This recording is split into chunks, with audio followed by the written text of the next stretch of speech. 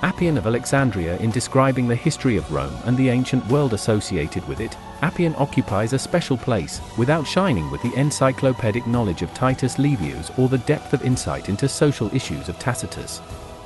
In the pivotal era for Rome from the 2nd to the 1st century BC, without getting carried away with unnecessary sociological details of social reality, without unnecessary rhetoric, pomp, and digressions, in a clear and concise presentation, Appian gives a truthful description of individual leading figures in historical processes.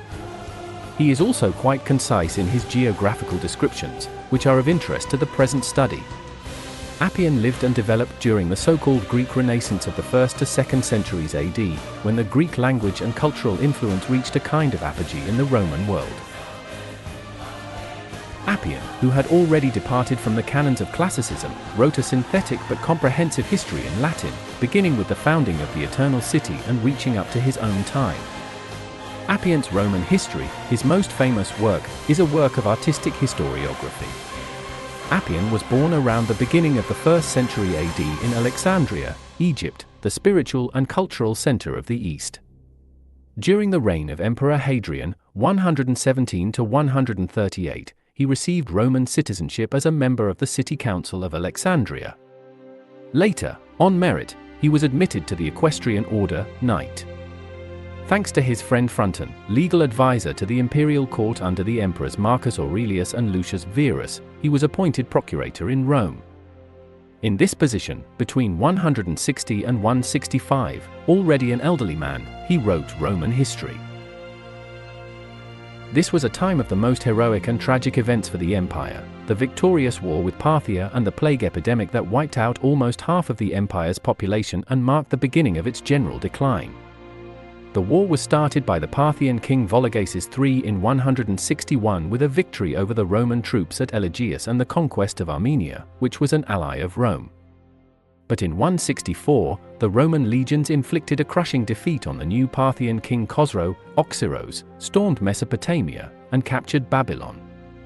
Due to the outbreak of the plague, a peace treaty was signed, but with the return of the army to its homeland, the plague spread everywhere. According to the imperial biographies, the plague epidemic appeared in Babylon, where, on the orders of the commander Avidius Cassius, a golden box kept in the temple of Apollo was cut open, releasing a disease-causing spirit that spread across the land of the Parthians and the world. In the preface to his history, Appian explains that the events he will describe have already been described many times by the Greeks and Romans. But they had a flaw in that, by following the chronology of the facts, the narrative constantly moved to different parts of the world and it was impossible to get a complete historical picture of each individual region.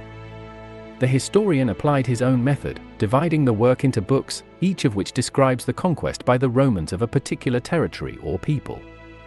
The royal book is dedicated to the oldest history of Rome, beginning with myths and legends, the first king Romulus and the last Tarquinius Superbus, 753 to 510 BC. The Macedonian and Illyrian books have not been preserved in their entirety and deal with their annexation to Rome.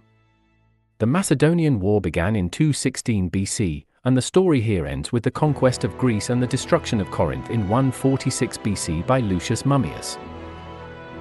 The book on the war with Mithridates describes the struggles with Rome's most formidable enemy in the east, the Pontic king Mithridates VI of Pontus.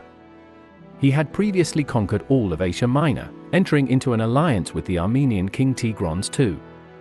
He fought 3 major wars with Rome.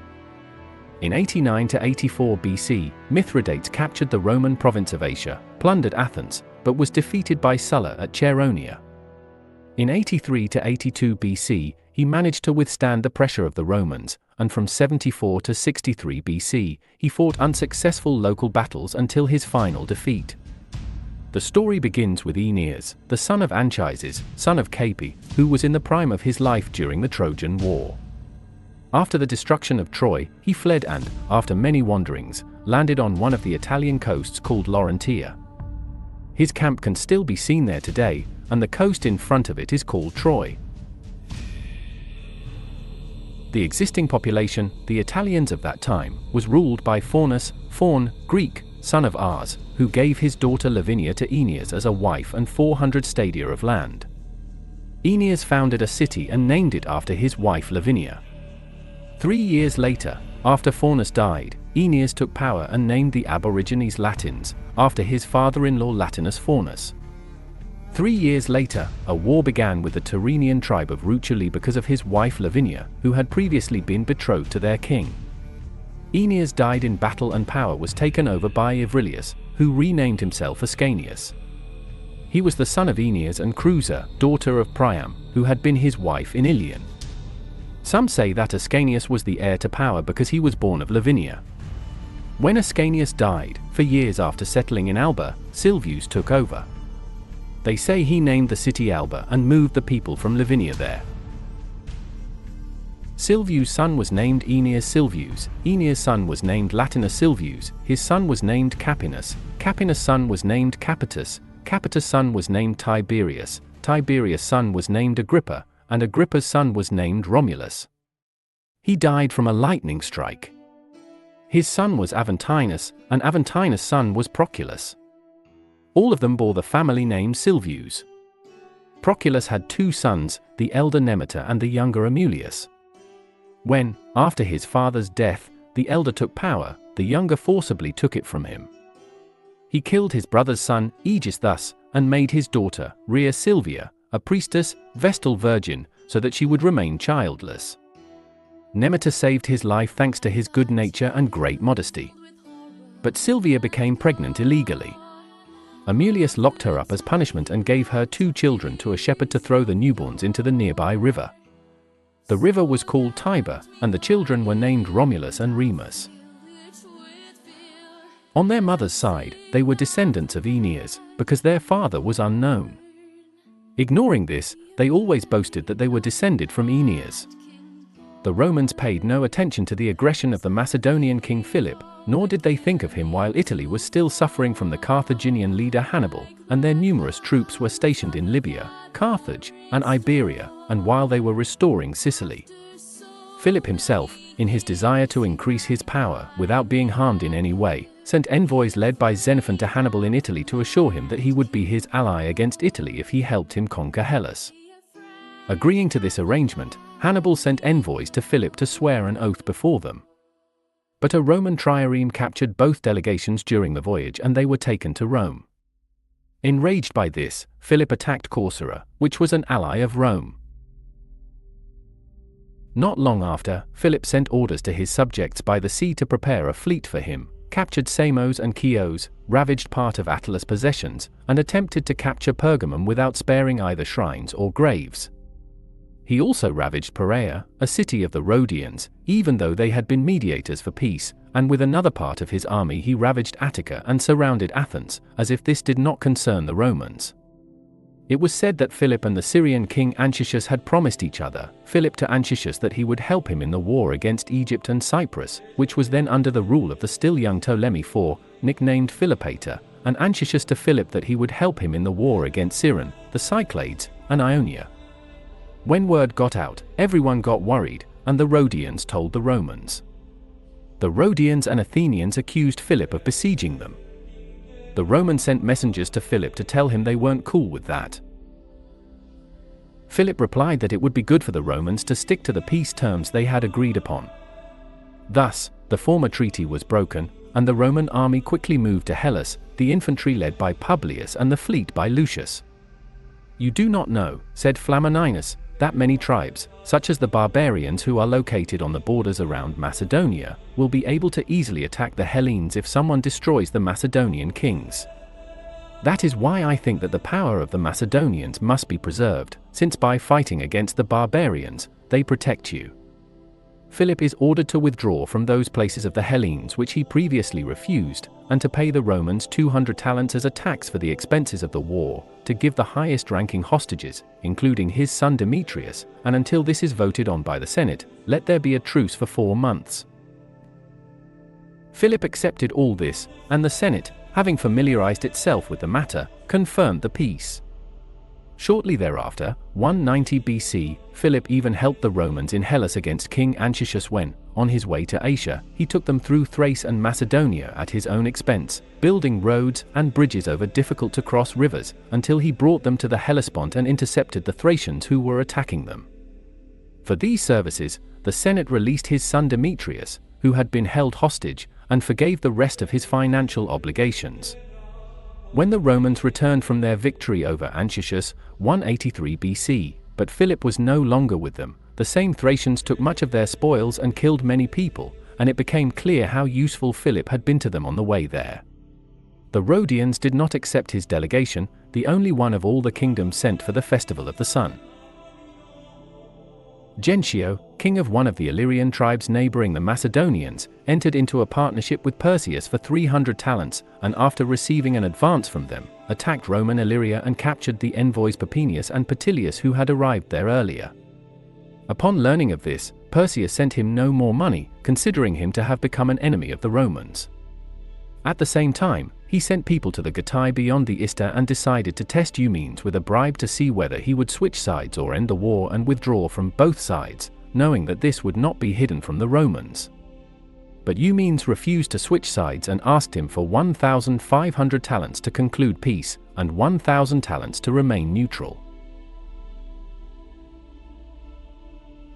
When he learned that 10,000 horsemen and 10,000 infantrymen were coming to him from the Gatai, he immediately despised Eumenes, telling him that he would not give him money for staying out of the conflict, because both of them would be disgraced, nor would he pay him in advance for concluding peace. He would even remain in Samothrace until peace was concluded.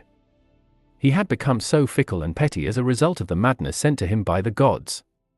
But for one thing he had counted on, Eumenes became suspicious of the Romans. When the Gatai crossed the Ister, Danube, it was decided that their leader Cloelios would be given 1,000 gold staters, 10 to each horseman and half that to each infantryman. All this amounted to a little more than 150,000 gold coins. Perseus sent several chlamydes, gold bracelets, and horses as gifts to their leaders, as well as 10,000 gold coins. When Cloelios approached, he invited him in. He asked those who had come to meet him if they were carrying the gold. And when he learned that they did not have it, he told them to go to the one who had sent them. Perseus, realizing this, again deprived of his senses by the god, in his fickleness accused the Gatai before his friends of being a fickle people. And he pointed out that he did not dare to accept 20,000 of them into his camp. He could only take 10,000, whom he could stop if necessary. He said this to his friends, but he had other plans for the Gatai, wanting half of their army, for which he promised to give the gold they were owed.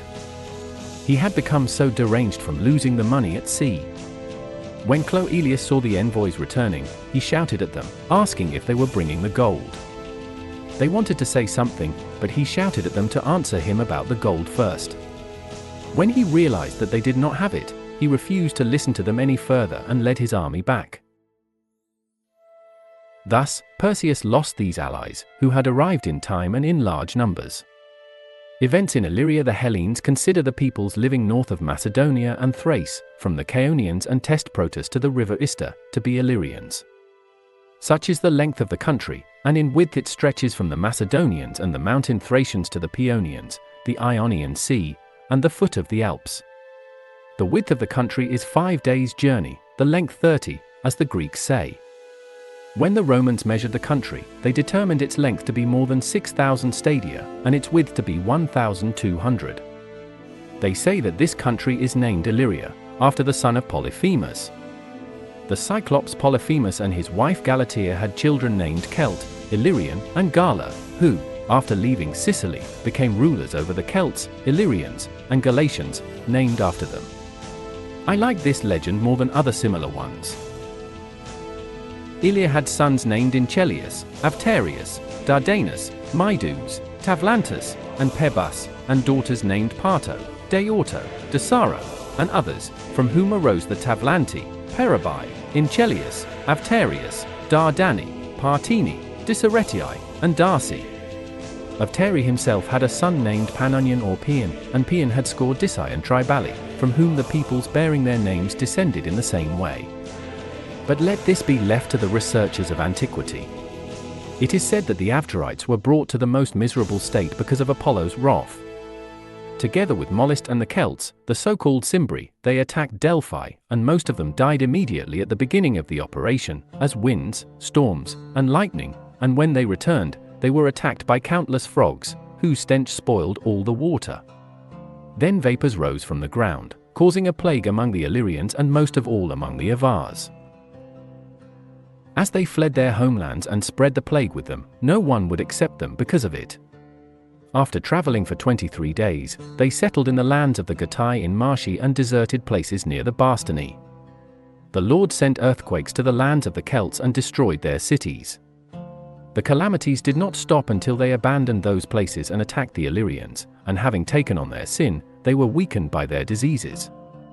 After falling ill from them, they fled all the way to the Pyrenees and devastated them.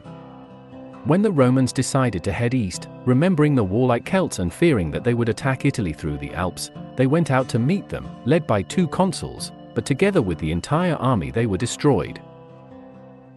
This defeat caused the Romans to fear the Celts greatly, until the Roman military commander Gaius Marius recently ended the wars in Libya with the Nomads and Maurusians victoriously, defeated the Cimbri and subjected them to mass slaughter, which I have already mentioned in my account of the Celts. They, already weakened and rejected in every land because of this, returned to their native lands, having suffered greatly. Such was the fate that God imposed on the Illyrians and Celts for their sacrilege.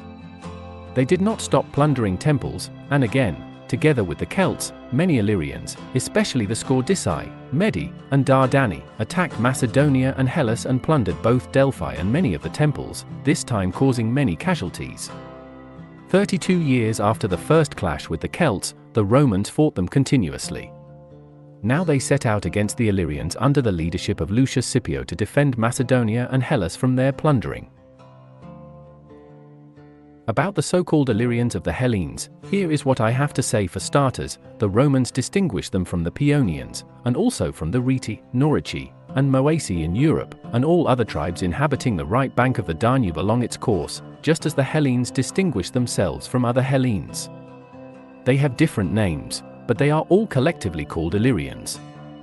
I have no idea where this common name, which is still used today, comes from, because the tax paid by these tribes from the sources of the Ister to the Pontic Sea is called the Illyrian tax. As for how the Romans conquered them, to be honest, even when it came to Crete, I found no reason or cause for the wars, and I would suggest that those who can say more do so, but I am writing what I have learned about them. The Paeonians are a large people around the Istros, living from the Japodes, Iapedes, to the Dardanians. They are called Paeonians, and the Romans call them Pannonians and count them among the Illyrians, as I said before. That is why I decided to mention them when discussing Illyrian affairs. They became famous in Macedonian times because of the Agrians, the so-called Lower Paeonians, immigrants among the Illyrians, who helped Philip and Alexander a lot. When Cornelius undertook a campaign against the Paeonians, his unfortunate outcome instilled great fear of the Paeonians in all Italians, and for a long time after that, the consuls were afraid to attack the Paeonians. Here is what I was able to find in ancient writings about the Illyrians and Paeonians. Even in the memoirs of the second Caesar, called Augustus, I could not find anything older about the Paeonians. Augustus subjugated them completely, contrary to the passivity of Antony and the Senate, that he pacified Italy and freed it from the peoples who oppressed it and were inconvenient for war. He conquered the Oxyan, the Partheniates, and the Batiates, the Tavlantes, the Cambais, and the Cinambas, the Meremenes, and the Pyrrhuses in a single campaign. The Docliates, the Carnites and Interfrurenes, the Neres, the Glintidiates, and the Taurici were very difficult to subjugate and were forced to pay taxes, which they had previously refused to do. When these were subjugated, their neighbors, the Hypsonites and the Bessi, surrendered to him out of fear. The rest, the Melitons and Kerkerenians, who lived on the islands and plundered the sea, were completely exterminated. He killed the adults and sold the rest into slavery. He took away the ships of the Liburnians, because they were engaged in piracy. The other peoples whom the Romans considered Illyrians were those settled before the Paeonians, the Reti and Norici, and after the Paeonians, the Missi, who stretched all the way to the Euxine Sea. The Reti and Norici were conquered by Gaius Caesar when he fought the Celts, or by Augustus when he subjugated the Paeonians. The Missi were attacked by Marcus Lucullus, brother of Licinius Lucullus, who fought against Mithridates and reached the river where 6 Hellenic cities, neighbors of the Missi, were located: Ister, Dionysopolis, Odessos, and Mesembria, Calatis, and Apollonia, from where he brought the statue of Apollo to Rome and erected it on the Capitoline Hill. And there are many Illyrian tribes in this large country. They are known even now and occupy a large area of the Scordician tribali, who have harmed themselves so much in internecine warfare that whatever remains of the tribali has fled across the Ister to the Gatai. And the tribe that flourished under Philip and Alexander is now empty and unknown to those who live there. The Scordicii became very weak for the same reason, subsequently suffered something similar at the hands of the Romans, and fled to an island on this river. After some time, some of them returned and settled at the very edge of the Paeonians. And that is why there is now a tribe of Scordicii among the Paeonians. In the same way, the Ardii, who excelled in maritime affairs, although they caused much harm to the Avtii, who were strongest on land, were destroyed by the latter. After the Ardians, the Liburnians, another Illyrian tribe, became a seafaring people, plundering the Ionian Sea and the islands with their fast and light ships. That is why the Romans still call the light and fast ships with 2 rows of oars Liburnians. I found no further information about the Mysi from the time of the Roman Republic. They paid no taxes even under Augustus. They began to pay when they fell under Tiberius, who became emperor after Augustus. The Mithridatic Wars. The Greeks believe, as Homer recounts, that the Thracians, led by Rhesus, went to war against Ilion after Rhesus was killed by Diums during the night. They headed for the mouth of the Pontus, where the strait is narrowest in Thrace. Some of them, unable to find ships, remained and conquered this land, called Babricia. Others, who passed Byzantium and reached the so-called Vythian Thracians, settled near the river Vythia, but when famine struck them, they returned to Babricia and renamed it Bithynia, after the river where they wanted to settle. Perhaps this name became established over time without any logic, because Bithynia is not far from Babricia. Some think so, while others believe that their king was originally Vithing, son of Zeus and Trach, after whom these lands were named. Mithridates ruled the kingdom inherited from his father, which stretched for 20,000 stadia, and in addition, he had acquired many surrounding lands himself, as well as the Colchians, a warlike people, the Hellenes settled along the Pontus, and the Barbarians living north of them. His friends, ready for anything he called them to do, were the Scythians and the Tauri, the Basterni, the Thracians, and the Sarmatians, and all those around the Tanais and the Ister and along the Maeotian lake. Tithron, the king of the Armenians, was his father-in-law, and the king of the Parthians, Arsaces, was his friend. The second war between the Romans and Mithridates began like this. Mithridates, having invaded Pontus, waged war against the Colchians and the inhabitants of Bosporus, who refused to support him. The Colchians demanded that he hand over his son Mithridates, and after receiving him, they submitted to him. But the king, suspecting that this was part of his son's plan to become king himself, summoned him and bound him in golden chains and soon executed him, claiming that he was of little use to him in Asia in the clashes with Fimbria. Against the inhabitants of Bosporus, he ordered the construction of a huge fleet and the preparation of a large army, but given the scale of its preparation, suspicion arose that he was preparing not against the Bosporans, but against the Romans. During the rest of the warm weather, before the onset of winter, he prepared timber, built ships and prepared weapons, and gathered 200,000 medimni of wheat from the coastal areas. In addition to his previous forces, the Halabi, the Taurais, the Achaeans, the Henioks, the Leucosyri, and those from the lands around the Thermodon River, the so-called Amazons. These allies had joined him earlier in Asia, and when he crossed over to Europe, they were joined by the so-called royal Sauromations, the Iazyges, the Corali, and from the Thracian tribes living along the Ister, the Rhodopenhemus mountains, as well as the Bastani, the strongest tribe among them. Such forces were attracted to Mithridates from Europe at that time. From this entire army, he gathered 140,000 infantrymen and 16,000 cavalrymen. He was accompanied by a large number of guides, wagons, and merchants. When Mithridates was sailing in Pontus, he was overtaken by a storm in which he lost about 10,000 men and about 60 ships. The rest were scattered wherever the storm threw them. He himself, because his general's ship had sunk, transferred to a light pirate ship, despite his friend's advice not to do so. The robbers rescued him and left him in Sinope. From there he went by Ptolemais, sent people to his brother-in-law Tigron, king of Armenia, and to his friend, governor of Bosporus, begging them both to help him. He ordered Diocles to take gold and many gifts to the surrounding Scythians. But he fled with this gold and these gifts to Lucullus. Lucullus, in view of his victory, boldly rushed forward, subjugating everything in his path and plundering. Since the country was prosperous and there had been no war for many years, slaves were sold on the spot for 4 drachmas, oxen for 1, goats, sheep, clothes, and other things at cost. Lucullus besieged Amisus and Eupatoria, which Mithridates had built near Amisus and named after himself, Eupatoria, because he considered it his residence, and with the other army, Themyscira, which got its name from one of the Amazons and was located on the Thermodon River. The inhabitants of Themyscira built towers against them and erected embankments, and under them they dug large tunnels, calculated so that large troops could fight underground. The inhabitants of Themyscira dug holes above these trenches and from there released bears, other wild animals, and swarms of bees against the workers. Those who besieged Amisus encountered other difficulties, meeting serious resistance from the defenders of Amisus, who often came out and challenged them to single combat. Mithridates supplied them with many provisions, weapons, and troops from the Cabiri. He gathered about 40,000 infantrymen and 4,000 cavalrymen. Mithridates spent the winter in Dioscurion, a city which the Colchians accept as proof that the Dioscuri were traveling with the Argonauts.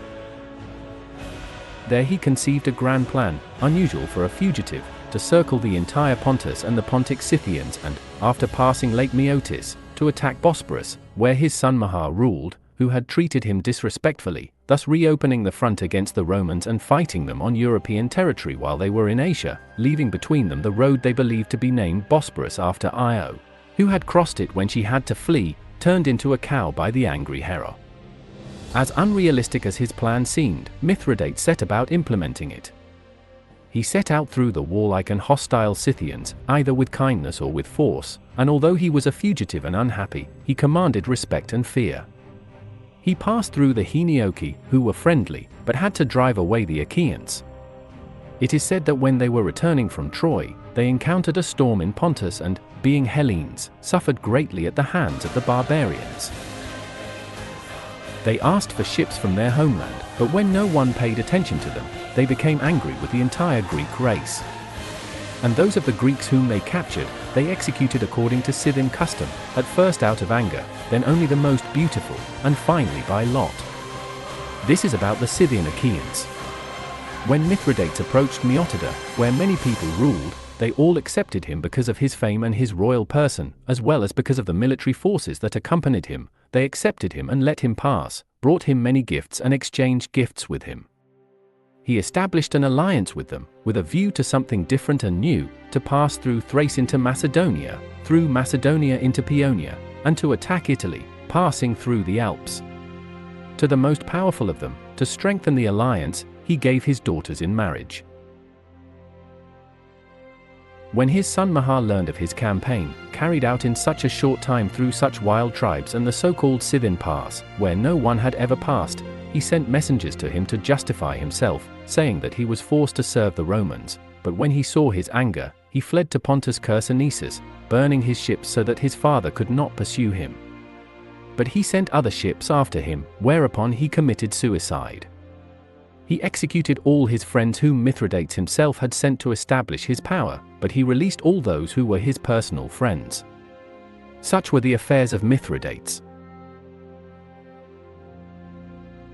Pompey first pursued him to the land of the Colchians, then, without expecting him to be able to bypass either Pontus or the Sea of Meotis, since a fugitive could not undertake such complex operations, he set out on a journey among the Colchians, taking an interest in the history of the Argonauts and the Dioscuri and to see the place in the Caucasian mountains where Prometheus is said to have suffered. The Caucasian streams carry a lot of gold in fine grains. The locals place long-haired sheepskins in the water current and collect them. Such seems to have been the golden fleece of Eets. When Pompey toured these historical sites, some of the neighboring tribes let him pass, but Oroes, king of the Albanians, and Artok, king of the Iberians, ambushed him with 70,000 troops at the Kurt River, which flows into the Caspian Sea with 12 navigable mouths, after which many full-flowing rivers flow into it, the largest of which is the Arax. Sensing the ambush, Pompey built a bridge across the river and drove the barbarians into the thickets, where they were skilled at fighting, hiding and jumping out. He surrounded these thickets with his army and set them on fire. He pursued those who fled until they sent hostages and gifts. In Rome, he celebrated a triumph because of them. Among these hostages and captives were many women who had no fewer wounds than the men. They were considered to be the so-called Amazons, either because the Amazons were a neighboring people who had been called upon as allies at that time, or because the local barbarians called all women who fought Amazons. This is what Pompey was busy with. And Mithridates finished his tour of the region. He occupied Panticapaeum, a European market at the mouth of the Pontus. After arresting his son Xiphar and killing him for his mother's transgression, Mithridates had a fortress where he kept a large amount of money in hidden underground storerooms, in copper chests lined with iron.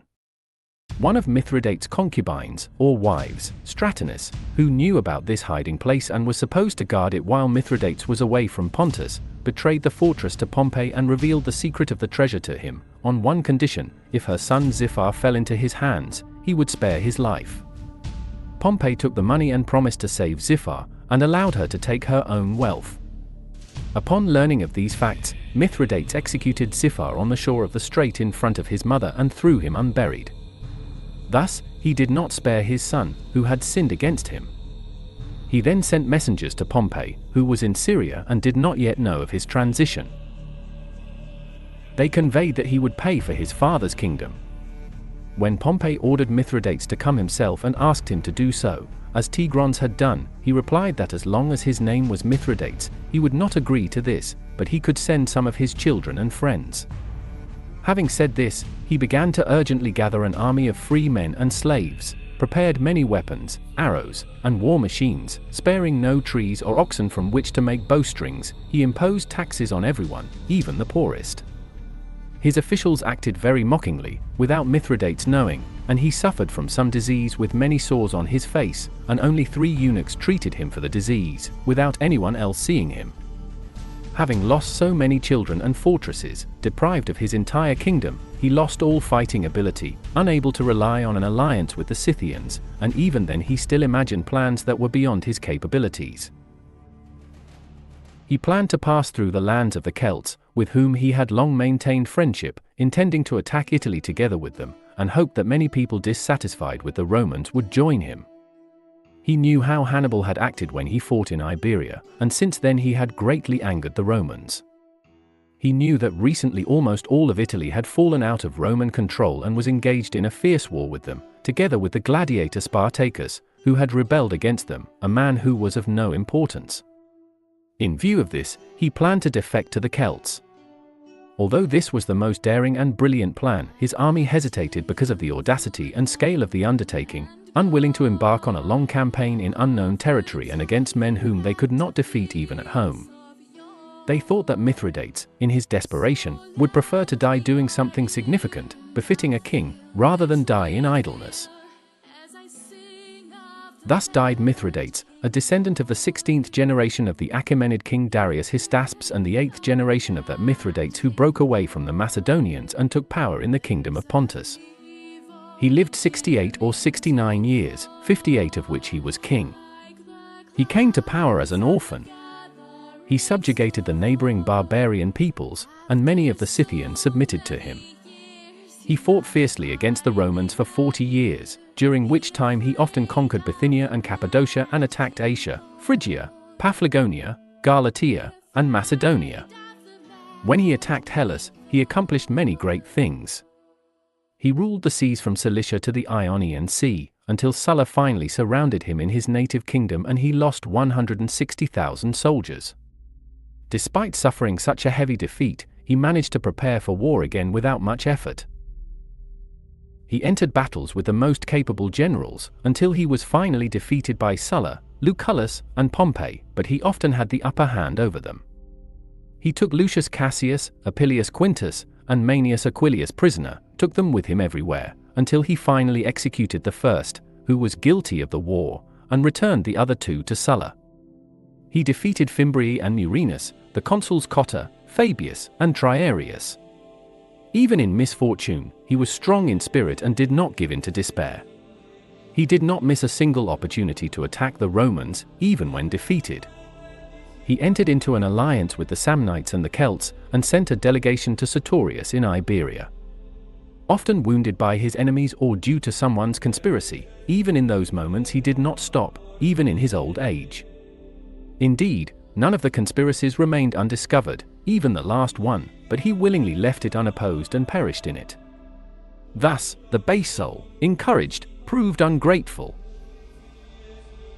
He loved to kill and was fierce towards everyone. He killed his mother, his brother, and 3 of his sons and 3 of his daughters. He was physically large, as can be judged by the weapons he sent to Nemea and Delphi.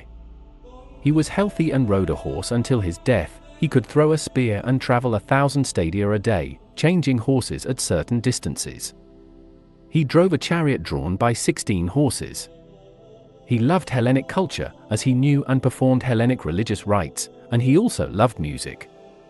Being so prudent and steadfast, he had one weakness: the pleasures of women. Thus died Mithridates, who was given the nickname Naptor and Dionyse. Pharnaces besieged Phanagoria and the surroundings of Bosporus, until finally the Cannaeans, driven by hunger, entered into battle and were defeated. However, he did not harm them, signed a friendship alliance, took hostages, and withdrew. Not long after, he captured Sinope. He planned to capture Amisus as well and went to war with the military commander Calvin, at a time when Pompey and Caesar were at odds with each other, while Alexander, his personal enemy, drove him out of Asia at a time when the Romans were not engaged there. He also fought against Caesar himself after the latter defeated Pompey on his return from Egypt near Mount Scotium, where his father, Mithridates, defeated the Romans led by Triarius. After being defeated, he fled with 1,000 horsemen to Sinope. Caesar did not have time to pursue him, but sent Domitius after him. He surrendered Sinope to Domitius, who released him along with the horsemen. But he ordered the horses to be killed, to the general dissatisfaction of the horsemen, who loaded themselves onto ships and fled to Pontus. Having gathered some Scythians and Sauromations, he captured Theodosiopolis and Panticapaeum. When Asander, in his enmity towards him, attacked him, his horsemen, now without horses, unable to fight on foot, were defeated, and Pharnaces himself, fighting well on his own, was killed after exhausting himself. He was then 50 years old and had reigned over Bosporus for 15 years. Ammianus Marcellinus is considered the last significant Roman historian of the Roman Empire. He is believed to have been born in Ansh, Syria, in the first half of the 4th century, of Greek origin. He was a descendant of a noble family. He served in the army with the rank of Protector Domesticus. Ammianus Marcellinus took part in many military campaigns, including Julian's Persian campaign in 363. After retiring in Rome, Marcellinus wrote his book Residential Gesti, also known as Historia, between 380 and 390, one of the most important sources for the history of the Roman Empire and neighboring peoples in the 4th century AD.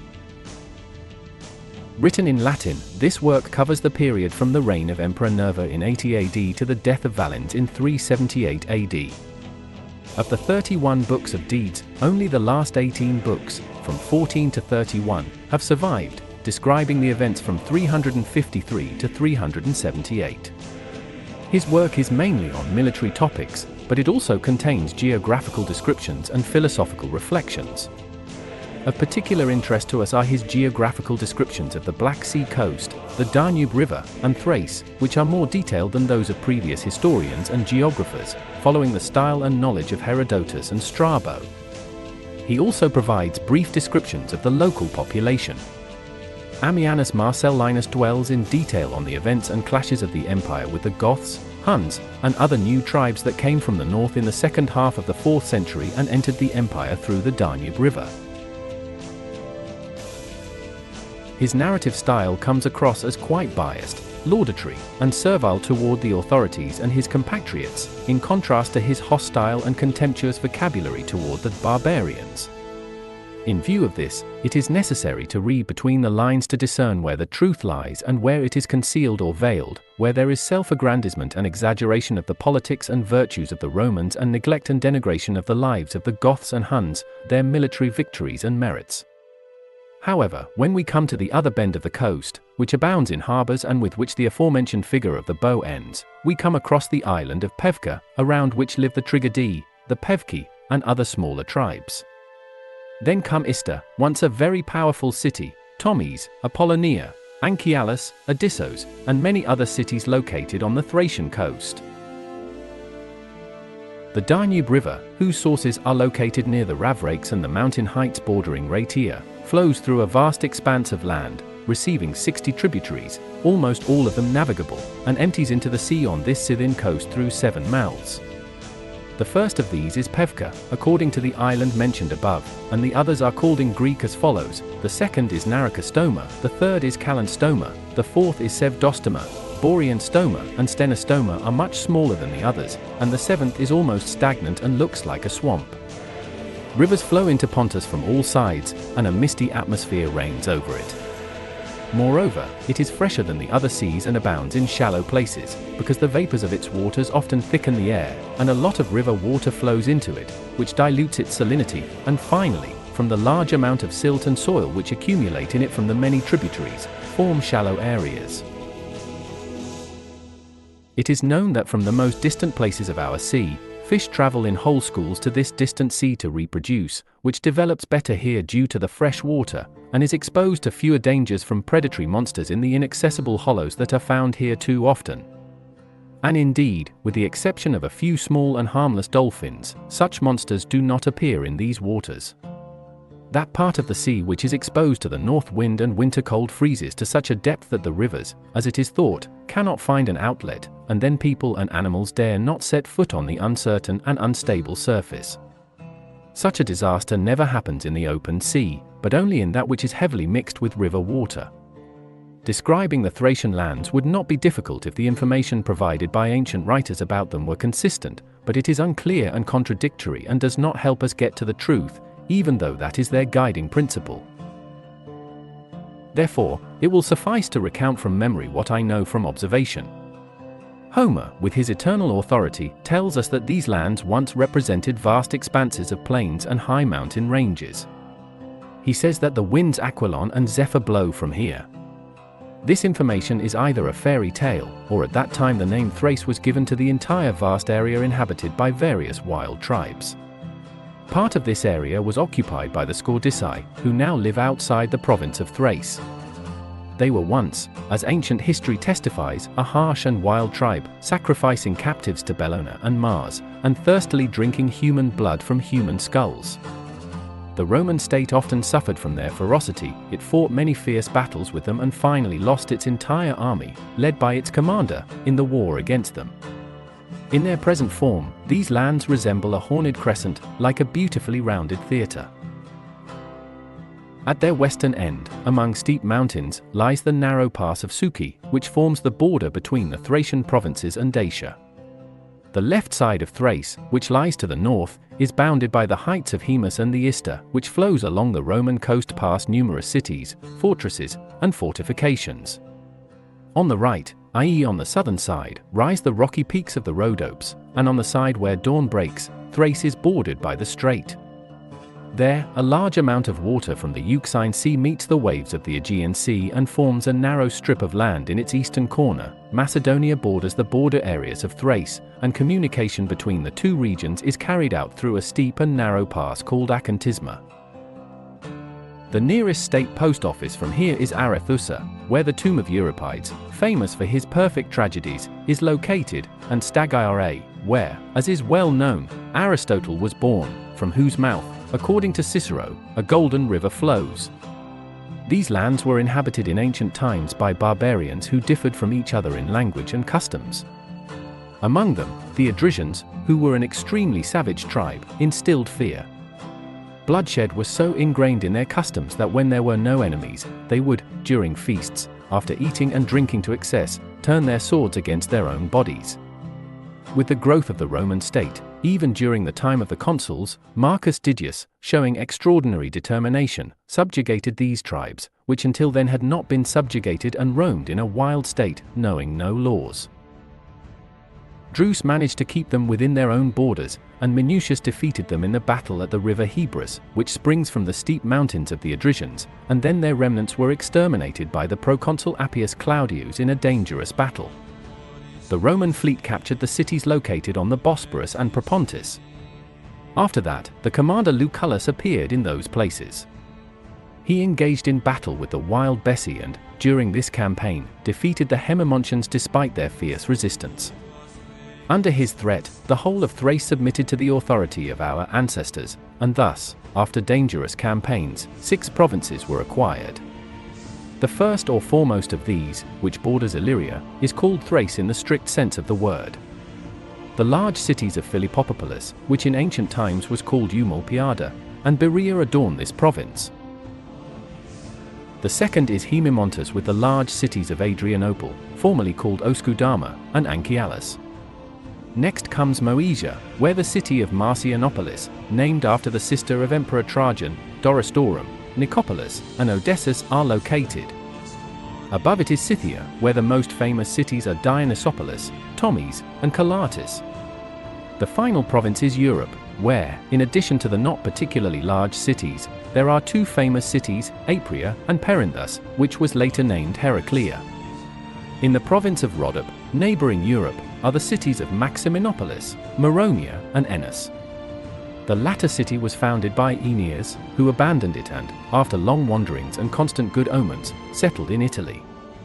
It is universally acknowledged, as it is constantly recounted, that almost all the people who live in the aforementioned areas around the mountain heights surpass us in physical health and longevity. It is assumed that this is due to the fact that these people refrain from mixed food, and also that the constantly fresh dew with its cool spray strengthens their bodies. They enjoy the charms of clean air and, in addition, experience the more direct life-giving effect of the sun's rays before they are polluted by earthly elements. The ridges of the high mountains Haemus and Rhodope, from the first of which the Ister begins, and the second from the opposite bank of the Axius, converge in a narrow pass, where they end in steep cliffs. This place separates Illyricum from Thrace, leaving on one side Inner Dacia and Serdica, and on the other Thrace with Philippopolis. These cities are large and famous, and it seems as if nature had foreseen that the surrounding tribes would have to be subjugated to Roman rule, so it deliberately arranged this place so that at first there was a narrow and not so well-known pass between the hills rising next to each other, which later, with the increasing greatness and splendor of the Roman state, became passable even for carts. And as many times as access to it was closed, so many times great generals and entire nations were repelled from there. The side facing Illyria rises slightly here, as if it were easily accessible, only to rise suddenly afterwards. The opposite side, towards Thrace, descends steeply and is difficult to access due to the ruined fortifications, and it is difficult to cross, even when no one opposes you. At the foot of this mountain barrier, vast fields stretch out on both sides. The upper one extends all the way to the Julian Alps, while the lower one is completely flat, without any steep slopes or unevenness, all the way to the Bosporus and Propontis. Through this clever deception, they managed to avoid spilling the blood of the warlike population of Thrace. While the Vali of Italy were discussing the events described above, Thrace was burning with war. Alant, following the plan proposed by his brother, who ruled by his decree, took up arms against the Goths. He had a perfectly justifiable reason for doing so, namely that they had sent help to Procopius when he started the civil war. Here it would be appropriate to digress briefly and tell the story and describe the geographical location of this country. Describing Thrace would be an easy task if the ancient accounts agreed with each other. But because of the confusion arising from the differences in their accounts, they are not suitable for the nature of the work, whose motto is truth, so it will be enough to tell only what I have learned from personal impressions. The unchallenged authority of Homer teaches us that these lands once consisted of vast plains and high mountain ranges. He says that the north wind and the west wind blow from there. This is either a fairy tale, or that Thrace was the name given to this vast space, which was inhabited by various wild peoples. All this seemed to clearly indicate what kind of end to his life threatened the emperor. In addition, the spirit of the slain king of Armenia and the unhappy shadows of those recently beheaded by Theodore, who appeared in the dreams of many, uttered terrible and frightening incantations and instilled fear. A dead eagle was found with its throat cut, and its death was seen as a sign of great disasters engulfing the entire country. Finally, when they knocked down the old walls of Chalcedon to build baths in Constantinople, they removed a row of stones on a square slab in the middle of the wall and found the following inscription carved in Greek, which clearly outlined the future: "But when the dewy nymphs dance in the city, and rush along the well-ordered streets, and when the walls fall with a crash and are turned into baths, in that year countless armed tribes will swim across the beautifully rippling waves of the Danube. The Scythians will destroy the Mysians and their spacious land. In a bold and wild attack they will invade the country of the Paeonians, and there they will meet their doom and the end of their lives." The seed and beginning of all this misfortune and a heap of disasters, brought about by the fury of Mars, whose burning fire shakes the world, as is clear from the following events: the tribe of the Huns, about which ancient writers know very little, lives beyond the Maeotian lake towards the Arctic Ocean, and is considered by all to be the most savage. Immediately after the birth of a boy, they cut his cheeks deeply with a sharp knife, in order to prevent hair from growing on the healed incisions, and thus they live to old age without growing beards, beardless, like eunuchs. Their bodies are muscular and strong, with thick necks, and they have a monstrous and terrifying appearance, so that they can be regarded as two-legged beasts, or resemble humans with roughly hewn trunks, which they use as columns for bridges. With such a hideous and savage human appearance, they are so hardened that they need neither fire nor food prepared to human taste. They feed on the roots of wild grasses and the semi-raw meat of all kinds of animals, which they place on the backs of horses under their thighs to warm it up a little. They never hide in any buildings, but on the contrary, they avoid them like tombs built far from human habitation. They do not even have huts covered with reeds. They ride across hills and forests, trained from the cradle to endure cold, hunger, and thirst. Abroad, they only go indoors in cases of extreme necessity because they do not feel safe under a roof. They dress their bodies in linen clothes or in sewn skins of forest mice. There is no difference between their everyday and formal clothes. Once a dirty tunic is worn, it is taken off or replaced with another one only when it falls apart from prolonged decay on the body. They put crooked hats on their heads and cover their hairy feet with goat skins. The shoes, which they do not make from any mold, make it difficult for them to walk freely. Therefore, they are not suitable for any kind of foot battle. They look like an extension of their horses, enduring and ugly in appearance, and often, sitting like women on the back of a horse, they perform their usual activities. They spend day and night on horseback, buying and selling, eating and drinking, and lying down on the powerful neck of the horse. They fall asleep and sleep so deeply that they even dream. When they need to discuss serious issues, they hold these meetings while still sitting on their horses. They know no strict royal authority above them, but obeying their leader, who happens to be one of their elders, they subdue anyone they meet on their way. Whenever they are offended by someone, they rush into battle. They enter the battle in a wedge formation and let out a terrible war cry. Flying and fighting, they suddenly split up without losing their battle line, attacking here and there and inflicting terrible losses. Due to their astonishing speed, they have never been seen storming a fortification or plundering an enemy camp. They deserve to be recognized as excellent warriors because they fight with arrows equipped with skillfully blades made of bone, and when they engage in hand-to-hand combat with the enemy, they fight with swords with boundless courage and, while dodging blows, throw a rope noose at the enemy to prevent them from riding or escaping on foot. None of them plow or have ever touched a plow. They have a way of life without a permanent residence, without a home or a long stay in one place. They are constantly on the move, like eternal fugitives, in carts where their lives unfold. In them, their women weave their simple clothes, there they copulate with their men, give birth, and raise their children until they grow up. None of them can answer the question of where they were born. Conceived in one place, born far away, and raised even further away. When there is no war, they are treacherous, fickle, easily swayed by every whiff of new hope, responding to everything with wild fury. Like animals deprived of reason, they exist in complete ignorance of what is honest and what is dishonest. They do not keep their word, they are gloomy, they have no respect for any religion or superstition, they are filled with a wild passion for gold, they are so changeable and angry that they often break with their allies on the same day and then, without any influence and without any logic, they reconcile again. This free and unrestrained people, hostile in their desire for plunder, advancing with murder and pillage, reached the lands of the Alans, the ancient Massagetai. And speaking of them, it would be appropriate to tell where they come from and what lands they rule, showing how confused the science of geography is, which, after many mistakes, finally discovers the truth. The Ister, filled by its tributaries, flows past the Sauromations, whose possessions extend to the Tanais, which separates Asia from Europe. Beyond this river, the Alans occupy the endless expanses of the Scythian desert. Their name comes from the name of the mountains. Little by little, with numerous victories, they subjugated the smaller neighboring peoples and spread their name over them, as the Persians did.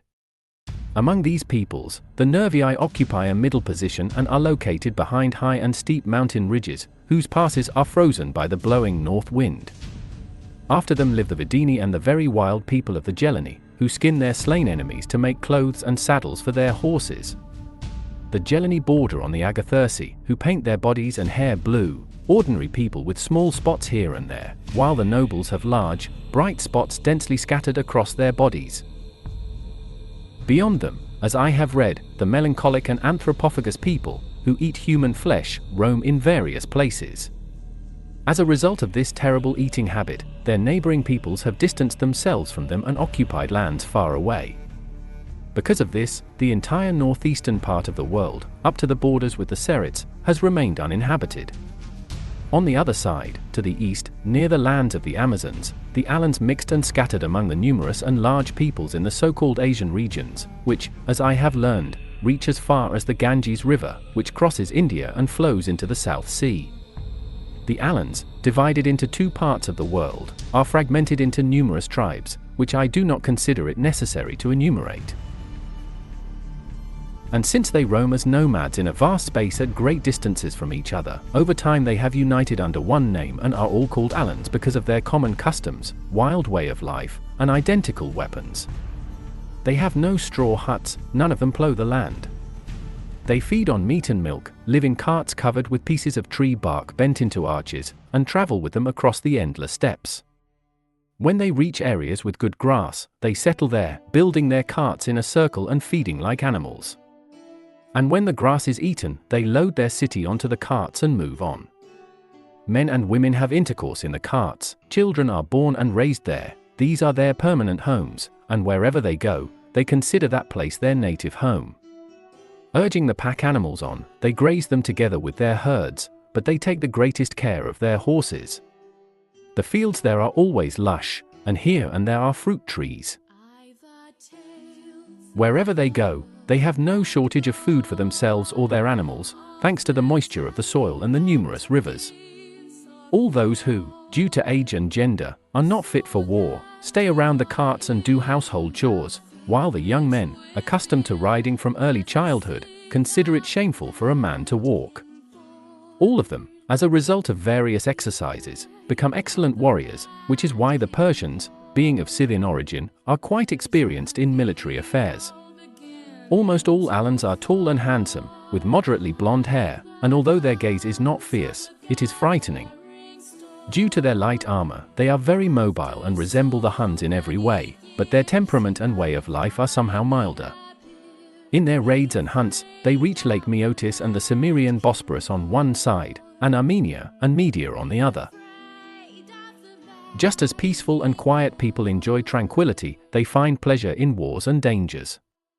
Among them, those who die in battle are considered happy, and those who reach old age and die more than kill a man and spread the scalps of the slain on their war horses as glorious trophies. They have no temples or shrines, and you cannot find a thatched hut. According to barbarian custom, they stick a naked sword into the ground and worship it as Mars, the patron of the regions in which they live. Their way of predicting the future is strange. They tie together straight willow branches, and after a while they scatter them with some mysterious incantations and receive very accurate predictions. They have no concept of slavery.